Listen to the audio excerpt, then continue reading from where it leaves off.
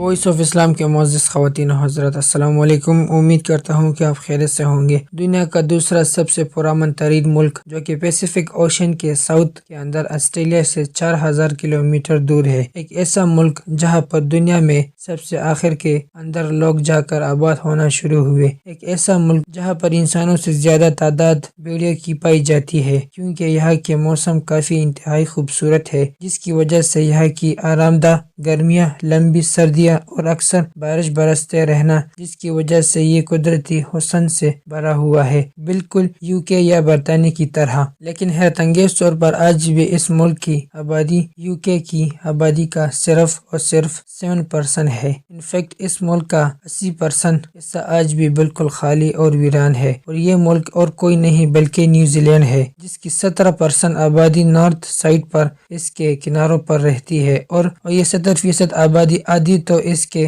صرف ایک شہر کے اندر رہتی ہے جس کا نام ہے آکلینڈ۔ اگر ہم دنیا کے نقشے پر دیکھیں تو آسٹریلیا باقی دنیا سے کافی زیادہ دور ہے، انفیکٹ باقی دنیا سے کٹا ہوا، مگر نیوزی لینڈ تو اس سے بیچارہ ہزاروں کلومیٹر دور ہے۔ آسٹریلیا بھی ایک وقت کے اندر بالکل ویران جزیرہ تھا، جہاں پر برٹش امپائر کے دور کے اندر 1788 اور 1868 کے اندر 1,20,000 قیدیوں کو سزا کے طور پر برطانیہ اور آئی لینڈ سے یہاں آسٹریلیا میں لا کر ویرانے میں چھوڑ دیا گیا۔ انہی کرمنلز نے اپنی نسلوں کو یہاں پر بڑھانا شروع کیا، اور دیکھتے ہی دیکھتے یہاں کی کل آبادی تقریباً 26 ملین کو کراس کر گئی۔ آسٹریلیا میں بے شک آج بھی ڈیموکریٹک حکومت موجود ہے، مگر آج بھی اسے وہی بادشاہ کنٹرول کرتا ہے جو کہ برطانیہ کا بادشاہ ہوتا ہے۔ پر سب سے اہم سوال یہ ہے کہ آسٹریلیا سے بھی اس قدر دور آخر انسان پہنچے کیسے، اور اب تک نیوزی لینڈ کے اس قدر بڑے حصے کے خالی ہونے کی پیچھے آخر کار وجوہات کیا ہے۔ اسے سمجھنے سے پہلے ہمیں اس کی تاریخ کے اندر بہت پیچھے جانا پڑے گا، اور نیوزی لینڈ کی اگر خود کی تاریخ کو دیکھیں تو ان کی آفیشیل ویب سائٹ پر جو کچھ موجود ہے اس کے مطابق یہاں پر ایک ٹائم کے اندر جنگلی قبیلے کے لوگ جنہیں ماؤری کہتے ہیں یہاں پر موجود تھے۔ یہ لوگ پولینیزیم آئی لینڈ سے تقریباً 320 سے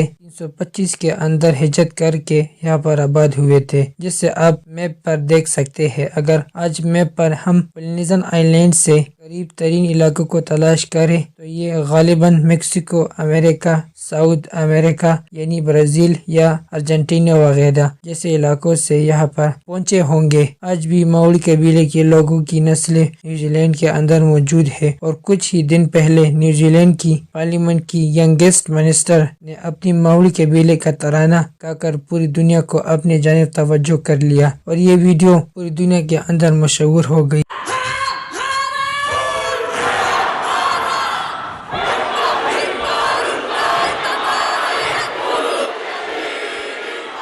ماؤری قبیلے کے مطابق ان کے قبیلے کے ایک شخص نے جس کا نام تھا کاپی، اور یہ ایک مچھوارا تھا، اس نے سن 750 کے اندر نیوزی لینڈ کو ڈسکور کیا۔ کیونکہ پولینیزیم آئی لینڈ کے اندر مچھلیاں تو موجود تھی، لیکن ساتھ ساتھ یہاں پر بہت زیادہ آکٹوپس بھی موجود تھے جو کہ مچھلیوں کو کہا جاتا تھا، لہٰذا اس شخص نے اپنے ساتھیوں کے ساتھ مل کر کشتی میں سوار ہو کر اسے علاقے میں آباد ہونے کا سوچا، چونکہ یہاں سے بالکل دور ہو اور یہاں پر بہت زیادہ تعداد کے اندر مچھلیاں کے ساتھ ساتھ کھانے پینے کا بھی بہت انتظام ہو، اور یہی کوچ اس کو لے کر آئی نیوزی لینڈ میں، جہاں پر قدرتی حسن، سمندری مخلوقات، بھیڑیں، بکریاں، فروٹ اور خوبصورتی کے انتہا تھی، اور سب سے بڑھ کر یہاں کوئی دوسرا انسان موجود نہیں تھا۔ آہستہ آہستہ ماؤری لوگ یہاں پر آ کر آباد ہونے لگے، اور 17ویں صدی تک ماؤری لوگ یہاں پر پرامن سے رہنے لگے، نہ کوئی ان کے درمیان جنگ ہوئی اور نہ کوئی بارڈر بنائی گئی۔ پھر اس کے بعد ایک ایسا ٹائم آیا جب دنیا بھر کے اندر اپنی طاقت کو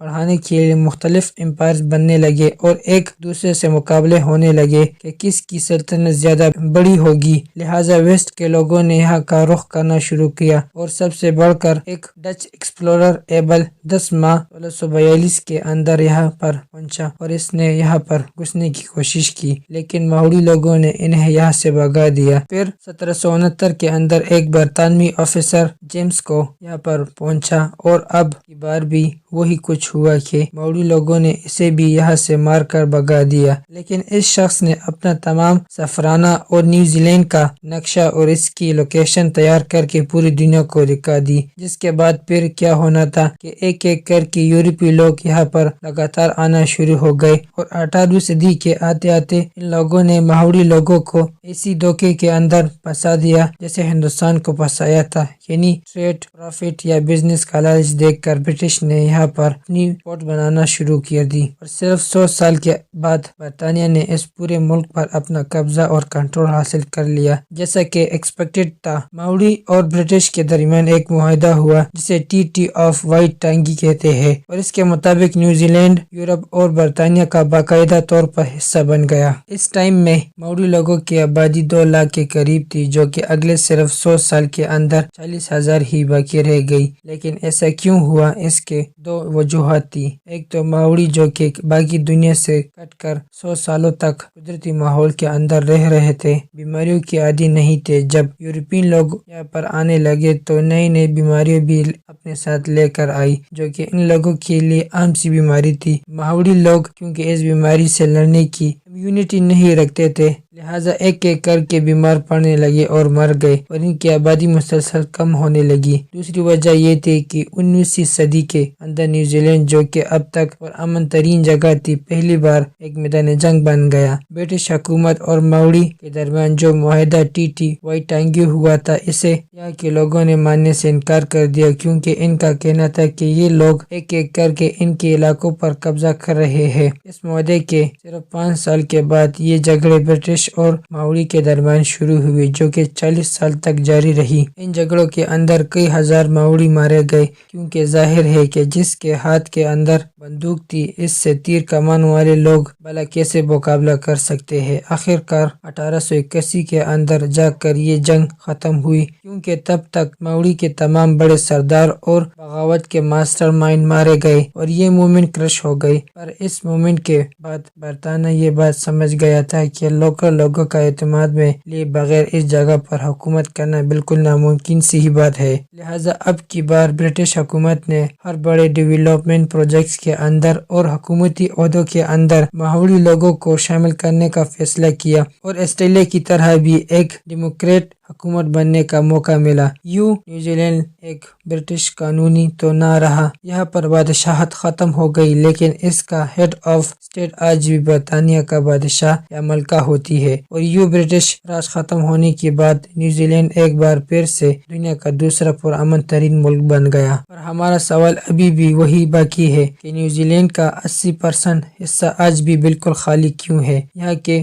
موسٹلی سبھی لوگ آخر نارتھ سائڈ پر کیوں ہی رہتے ہیں؟ جواب ہے اس ملک کی ڈائیورس نیچر۔ اس ملک کے ساؤتھ کے اندر بڑے بڑے پہاڑوں اور وادیوں اور جھیلیں موجود ہے، اور یہ جگہ اتنی ناہموار ہے کہ یہاں پر روڈ، بلڈنگ، انفرا بنانا بالکل ناممکن ہے۔ اس سائڈ کی زمین بہت ہی خشک اور بنجر ہے، جہاں پر فصلیں اور جانوروں کی افزائش ممکن نہیں ہے، اور اس لیے تقریباً سب کے سب آبادی نارتھ کو شفٹ ہو گئی۔ آج بھی نیوزی لینڈ کی 70% آبادی لوکل ماؤری لوگوں پر مشتمل ہے، اور ماؤری انگلش کی طرح یہاں کی دوسری آفیشل لینگویج بھی موجود ہے۔ نیوزی لینڈ کی آبادی آج بھی انتہائی کم ہے۔ دوسری جنگ عظیم کے بعد اس کے امیگریشن پروسیس کے اندر بہت زیادہ نرمی بھی کی گئی، کیونکہ اس سے پہلے اس ملک کے اندر صرف گورے یا یورپین لوگ بھی آ سکتے تھے، اور اس لیے 1950 تک اس کی آبادی ایک ہی جگہ پر رکی رہی۔ لیکن اس کے بعد نئی پالیسی سے اب پوری دنیا کے لوگوں کو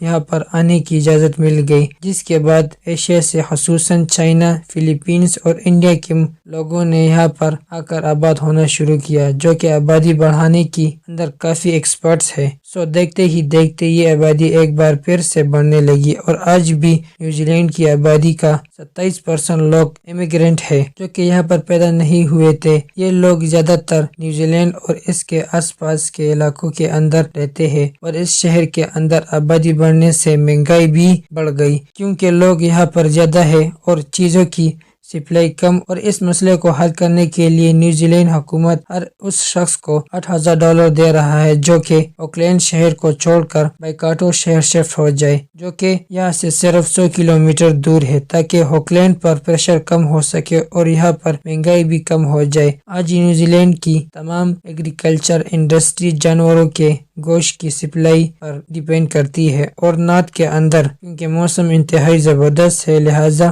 سبز گھاس اور کھلے میدانوں کے اندر بھیڑوں اور گائے کی بے تحاشا آبادی بڑھتی رہتی ہے، یہاں تک کہ نیوزی لینڈ کی آبادی سے بھی زیادہ یعنی 30 ملین تو یہاں پر بھیڑیں اور بکرے موجود ہے۔ 2019 میں نیوزی لینڈ نے $46 بلین تو صرف اس گوشت کی ایکسپورٹ سے کمایا۔ جیسے آسٹریلیا کا نام ذہن کے اندر آتے ہی آپ کو کینگرو یاد آتے ہیں، بالکل اسی طرح نیوزی لینڈ کے اندر کیوی پرندہ موجود ہے جو کہ دنیا کے اندر کہیں اور نہیں پایا جاتا۔ مزے کی بات یہ ہے کہ کیوی پرندہ یہاں پر 3 معنوں کے اندر استعمال ہوتے ہیں، ایک تو ایسے شخص کے لیے جو کہ نیوزی لینڈ کے اندر پیدا ہوا ہو، دوسرا کیوی فروٹ، اور تیسرا یہ کیوی پرندہ۔ تو یہ تھی نیوزی لینڈ کی ہسٹری سے متعلق کچھ ایسی انفارمیشن جو کہ شاید آپ آج سے پہلے نہیں جانتے ہوں گے۔ دوستو ہم یہ امید کرتے ہیں کہ آپ کو ہمارے آج کی ویڈیو پسند آ گئی ہوگی۔ اگر آپ کو ہماری آج کی ویڈیو پسند آ گئی ہے تو سب سے پہلے اسے لائک کریں اور اپنے رائے کا اظہار کمنٹ سیکشن میں ضرور دیں۔ آخر میں آپ سے پھر سے درخواست ہے کہ دی وائس آف اسلام کو سبسکرائب کریں اور ساتھ ہی لگی گھنٹی کو بھی کلک کریں تاکہ ہمارے آنے والے نوٹیفیکیشن بر وقت ملتا رہے۔ تو ملتے ہیں نیکسٹ ویڈیو میں۔ خدا حافظ۔